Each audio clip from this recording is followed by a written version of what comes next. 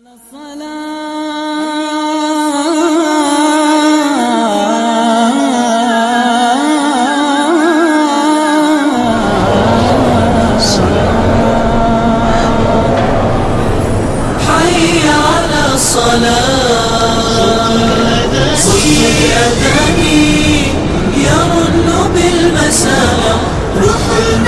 عليكم ورحمة الله.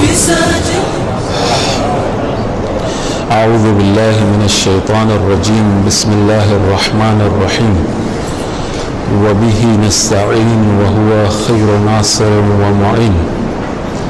الحمد لله رب العالمين. الحمد لله بجميع محامده كلها وعلى جميع نعمه كلها، وصلى الله على جميع الأنبياء والمرسلين سيما خاتمهم وأفضلهم محمد.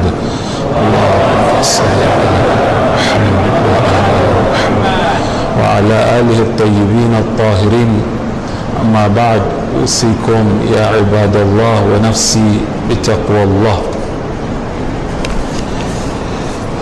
Once again, Friday comes in and we need to remind each other of the necessity of taqwa.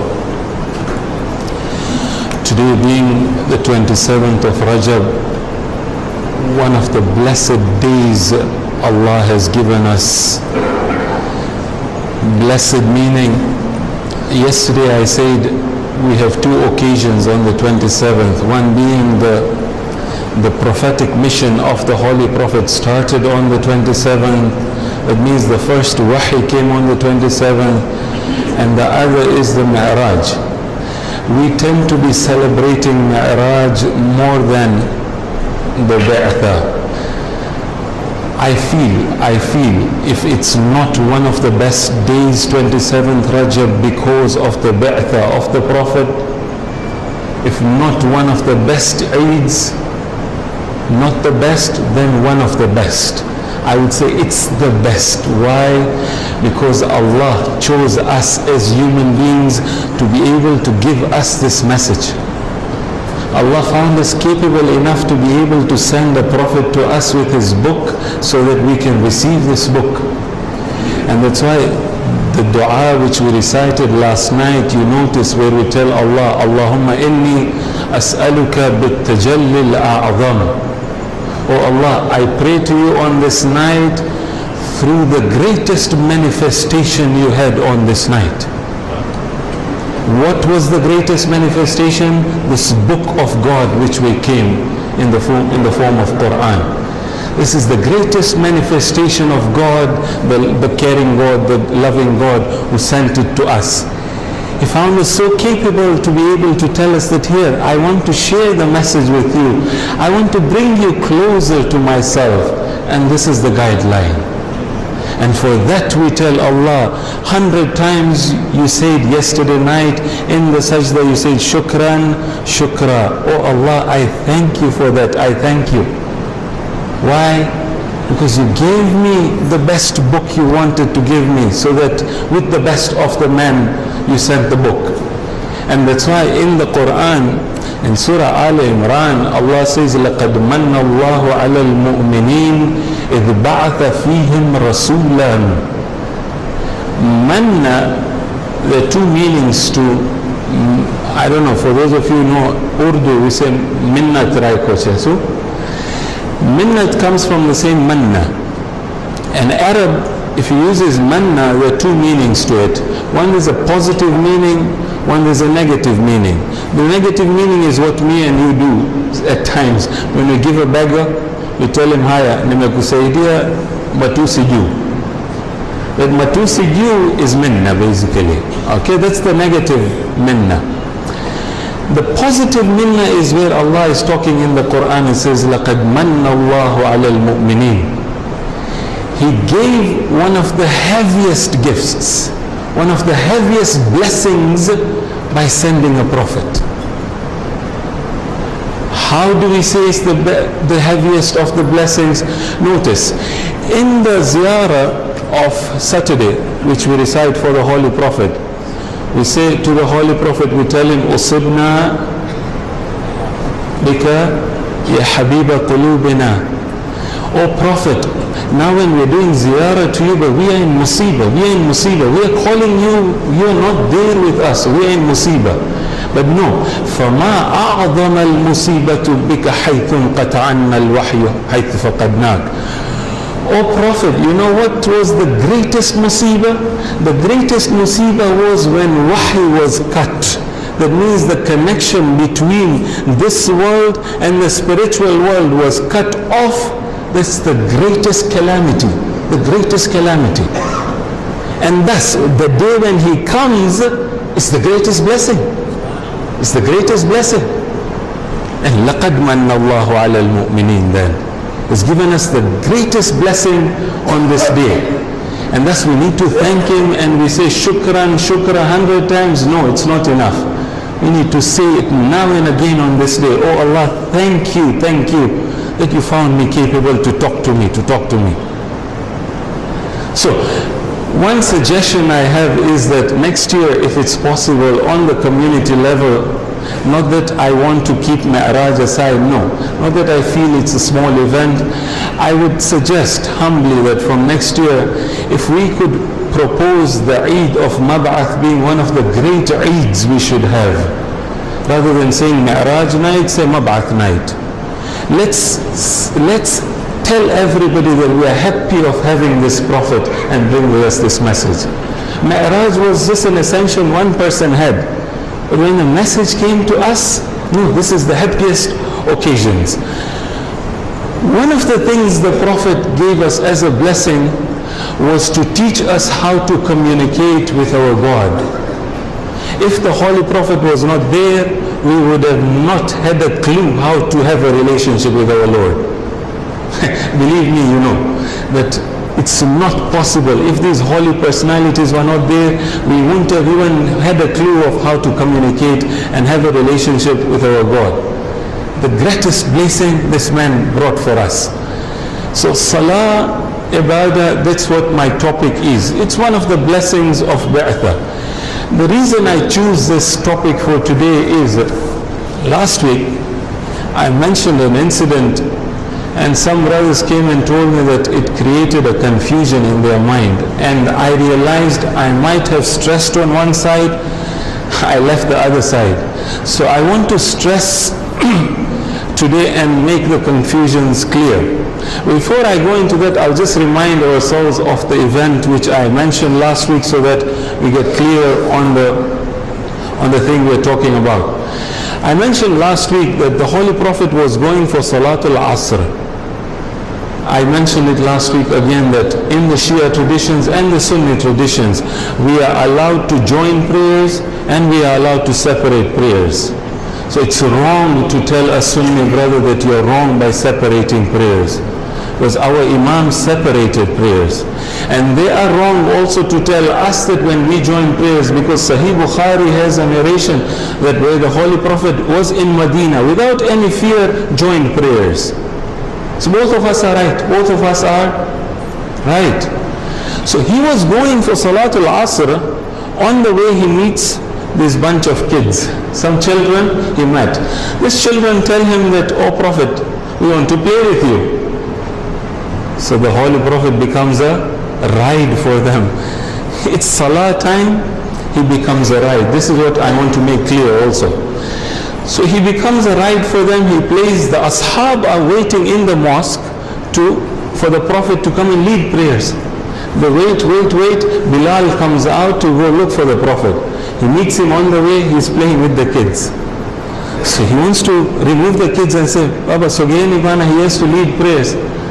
The Holy Prophet turns back to Bilal and says, no, you don't separate them like that only.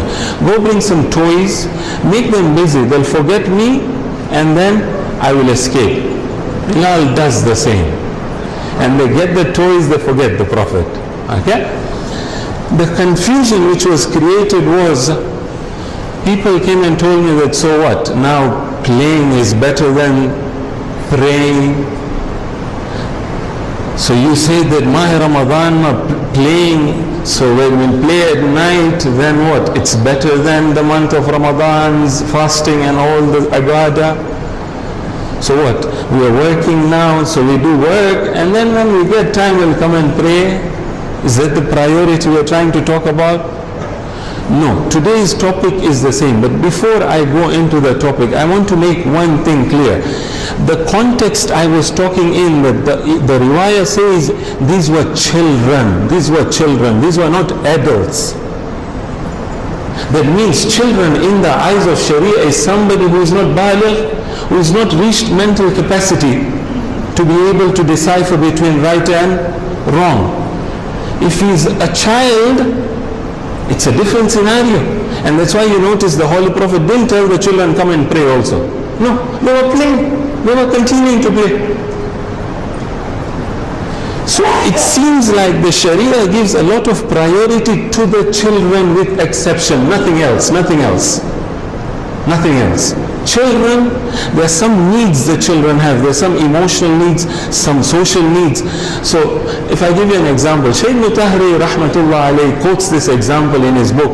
He says one day a mother brings a child in front of the Holy Prophet.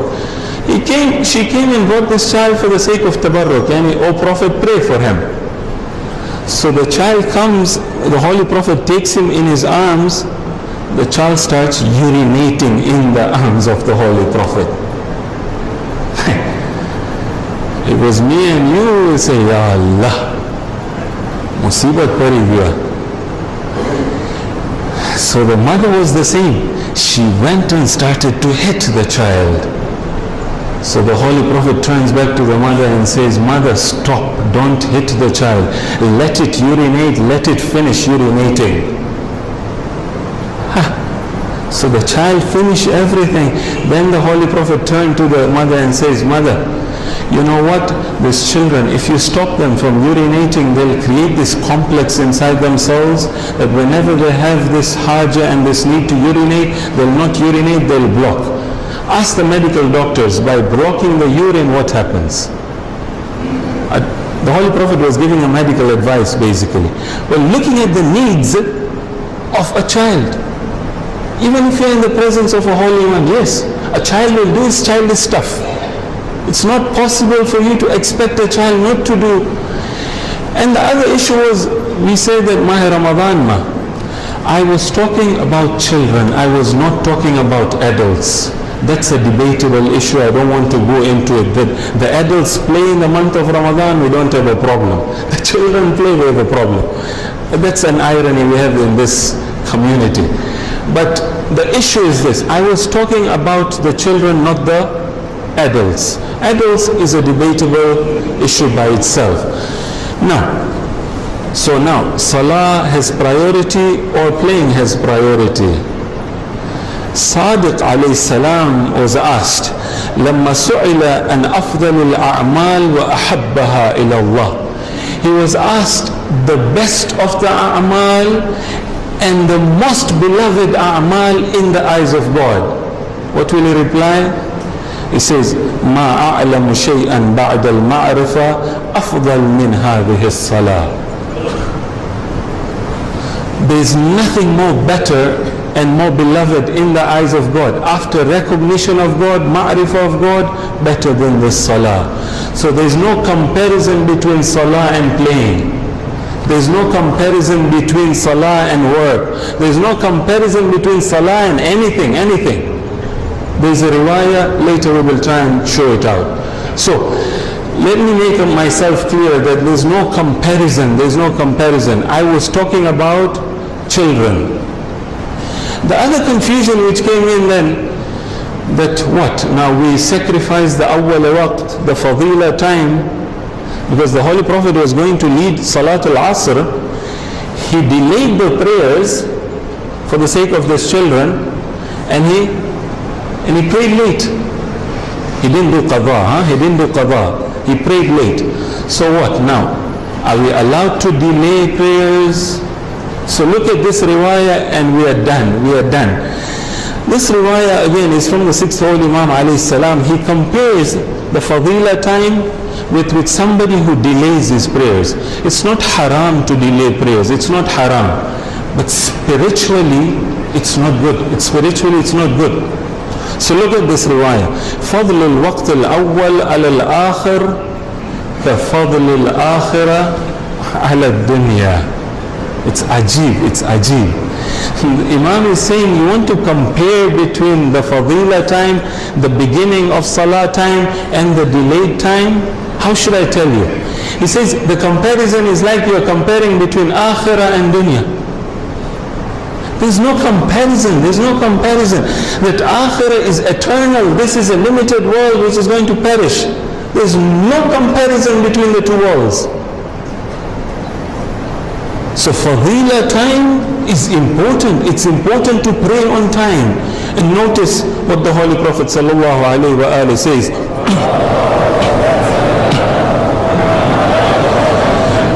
ما من عبد اهتم بمواقيت الصلاة ومواضيع الشمس.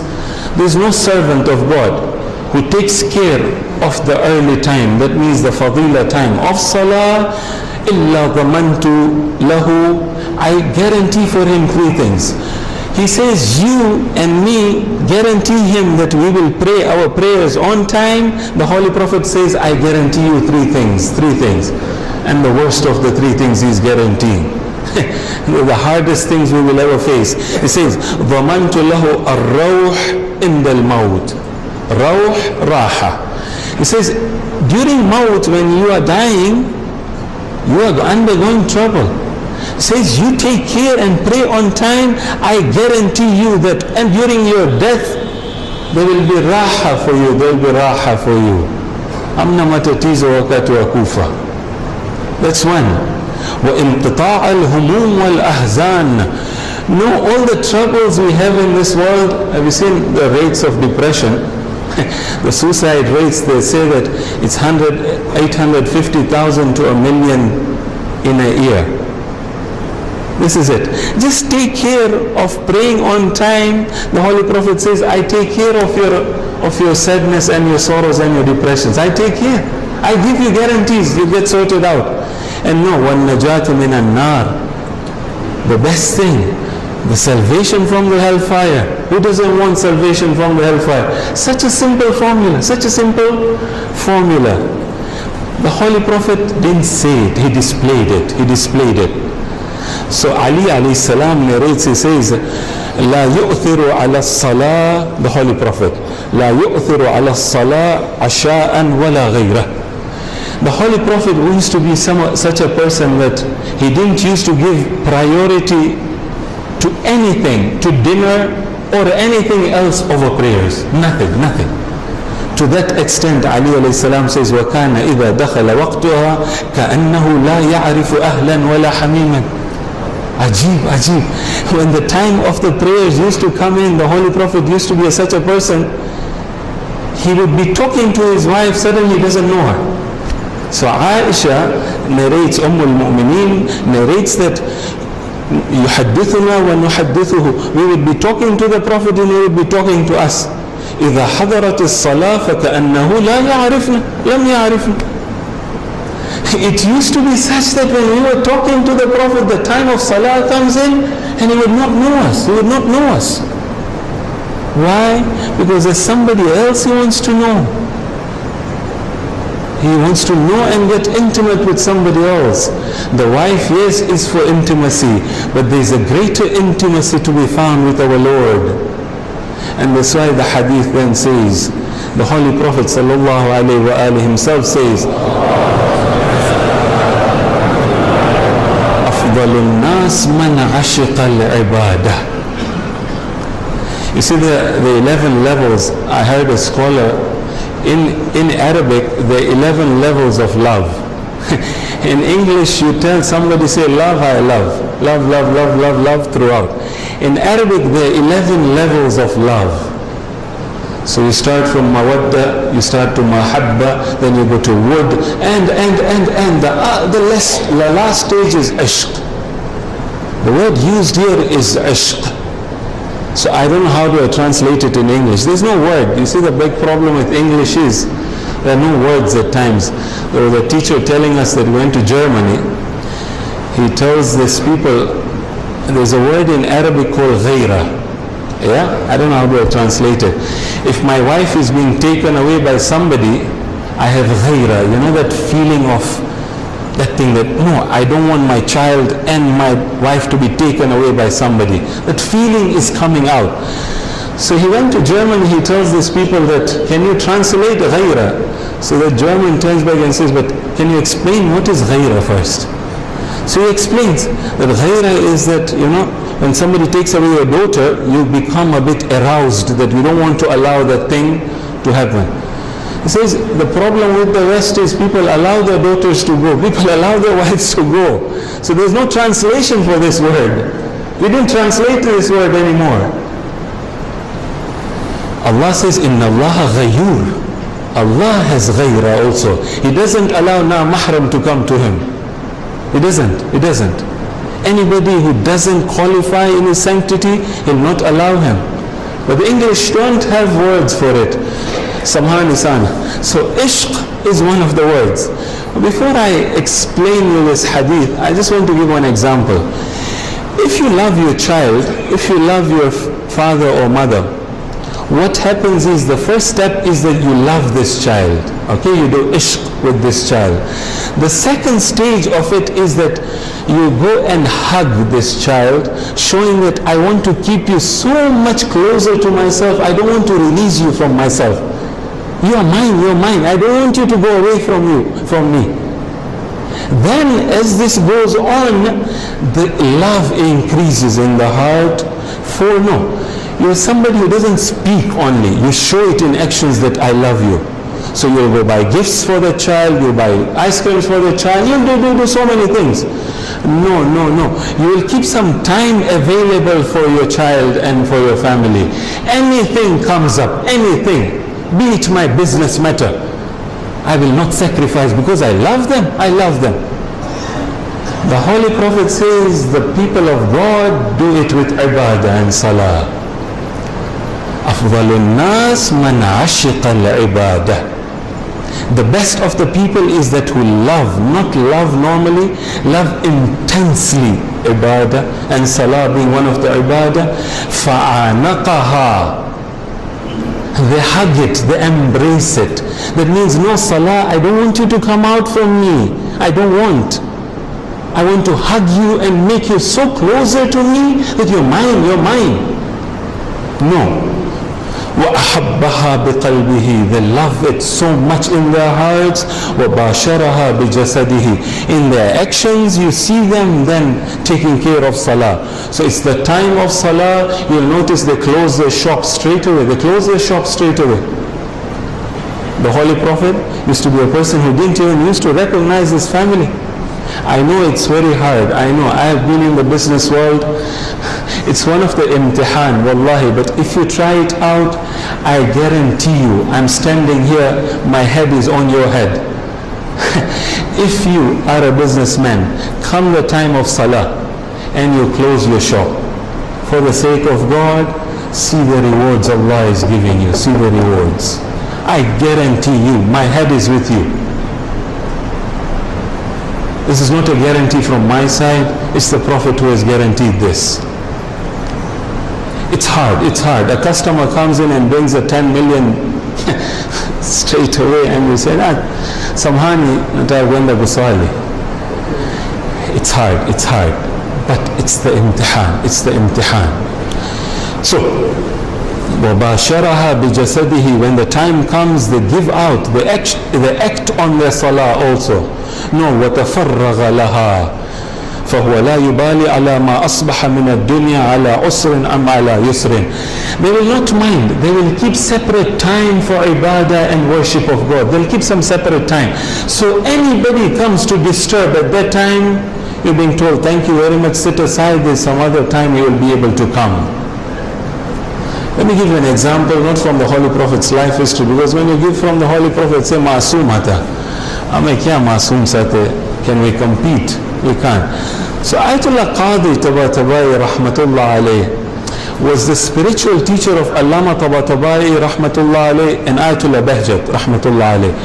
Ayatollah Bahjat's teacher was Ayatollah Qadi Tabatabai, spiritual teacher. You see Ayatollah Bahjat, we've heard about Ayatollah Bahjat. Ayatollah Qadhi was much way further than his student, much way. They say Mullah Quli Hamadani, who was the teacher of Ayatollah Qadhi, who was the pinnacle of practical irfan. After that came Ayatollah Qadhi Tabatabai. He was such an exceptional person in the field of irfan. Allama Tabatabai narrates this incident. He says that one day he migrated from Tabriz. Allama Tabatabai in Tabriz was very rich. He sacrificed his richness for the sake of religious education. He goes to Najaf, he becomes a poor man.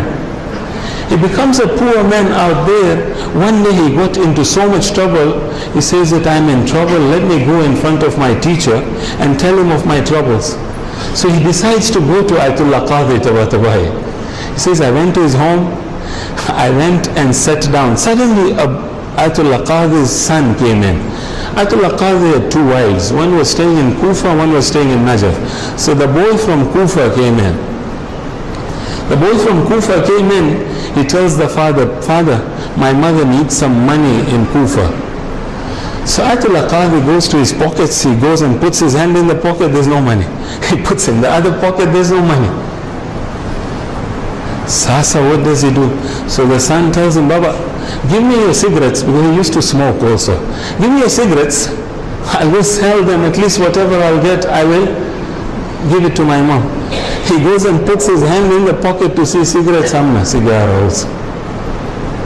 Sasa, he arranged for it, he arranged for the money, that was his wajib responsibility to arrange.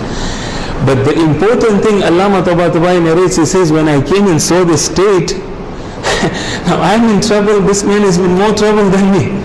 What do I do? He doesn't put up his need in front of him. When he doesn't put up his need, he says it suddenly happened that the time of Salah came in. Ayatollah Qadhi, Rahmatullah alayh, Rahmatullah alayh. This man stands up for prayers. Allama says that when I saw him, I felt this man doesn't have any troubles,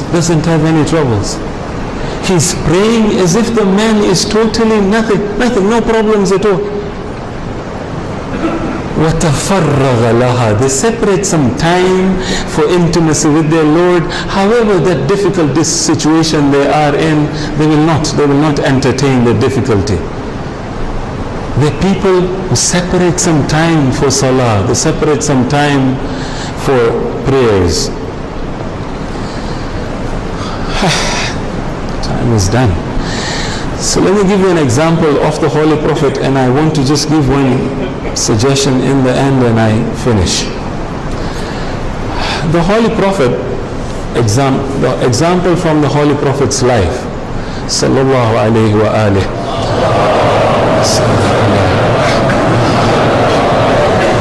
When he was in Mecca for 13 years, this man, you notice the troubles he underwent. He underwent so many troubles in Mecca. But they say, come the month of Ramadan, he would give a spiritual divorce to his wife. Khadija, salamullah alayha, salamullah alayha. This holy lady would understand that my husband has a first wife, if I can put it, and that is God. And I am the second wife. For those of you youths who are acquainted with YouTube, I would advise you to go watch this serial. It's a serial which the Iranians have made about one of the shaheeds, one of the martyrs of Iran, Shaheed Abbas Babai. If you go on YouTube, just search Delight of the Flight, okay? Shauq-e Parwaz, Delight of the Flight.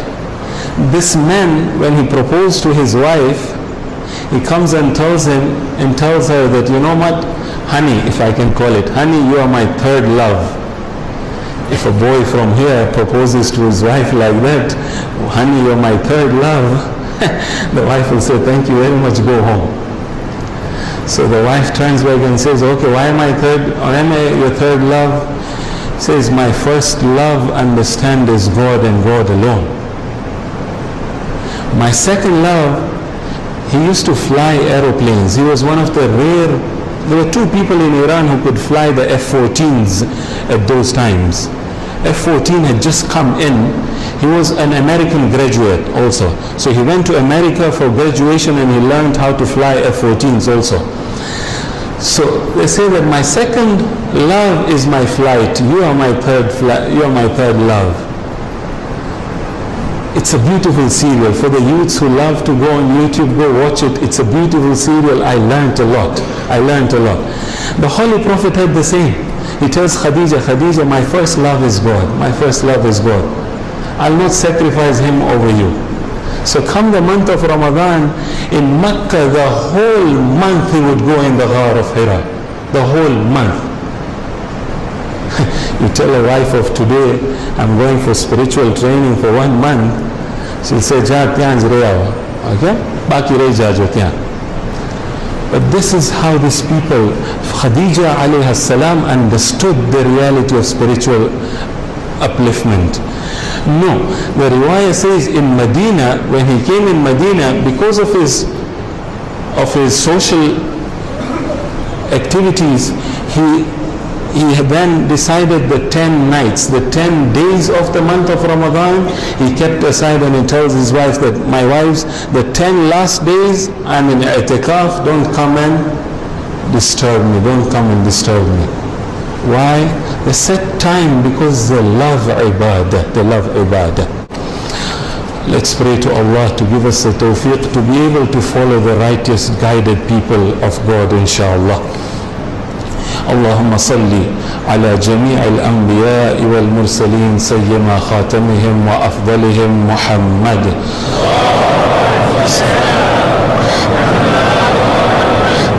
اللهم صل وسلم على علي بن أبي طالب.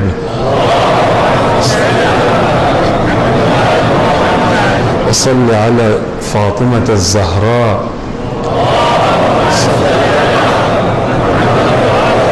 وصل على الحسن والحسين سيدي شباب أهل الجنة. وصل على علي بن الحسين ومحمد بن علي وجعفر بن محمد وموسى بن جعفر وعلي بن موسى ومحمد بن علي وعلي بن محمد والحسن بن علي والخلف الهادي المهدي.